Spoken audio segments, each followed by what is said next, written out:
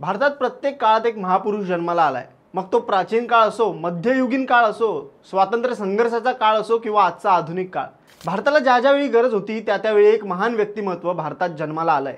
असेच दोन भारतात जन्मलेले अद्वितीय व्यक्तिमत्व म्हणजे तथागत गौतम बुद्ध आणि शहीद भगतसिंग। तसं तर दोघांचाही संघर्ष वेगवेगळा, एकाचा शांतीचा, एकाचा क्रांतीचा, पण दोघांमधील एक साम्य म्हणजे दोघांच्याही जन्माआधी त्यांच्या पुढील आयुष्याबाबत भविष्यवाणी करण्यात आल्या होत्या आणि त्या अगदी तंतोतंत खऱ्या ठरल्या। याचा उल्लेख डॉक्टर बाबासाहेब आंबेडकर लिखित बुद्ध अँड हिज धम्म आणि यादवेंद्र सिंग संधू म्हणजेच भगतसिंग यांचे नातू यांनी लिहिलेल्या भगतसिंग जेल डायरी या पुस्तकांमध्ये नमूद आहे। मुळात हे दोन असे महापुरुष आहेत ज्यांचा भविष्यवाणी सारख्या गोष्टीवर कधीही विश्वास नव्हता। दोघांनी पुनर्जन्म आणि देव या सर्व गोष्टी देखील नाकारल्या होत्या, मात्र तरीही त्यांच्या आयुष्यात या घटना घडल्या याला पुरावे सुद्धा आहेत। आज दोघांचं हेच साम्य या व्हिडिओच्या माध्यमातून जाणून घेऊया। नमस्कार, तुम्ही पाहताय गाजावाजा।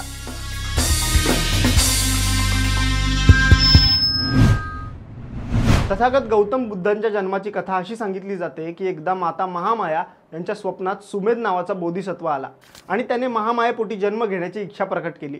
यावर महामायेने होकार दिला, मात्र स्वप्नांचा अर्थबोध न लागल्याने राजा शुद्धोधन म्हणजेच गौतम बुद्ध यांचे वडील यांनी स्वप्नविद्येत पारंगत असलेल्या 8 ब्राह्मणांना बोलवलं आणि या स्वप्नांचा अर्थ समजून घेतला।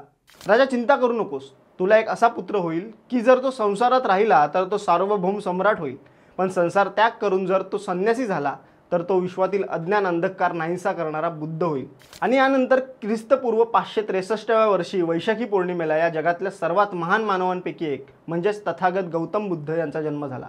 याशिवाय समकालीन असित ऋषी यांनीही बाल सिद्धार्थ यांना पाहून या पृथ्वी तलावर हा अलौकिक पुरुष अवतरलाय असे उद्गार काढले होते।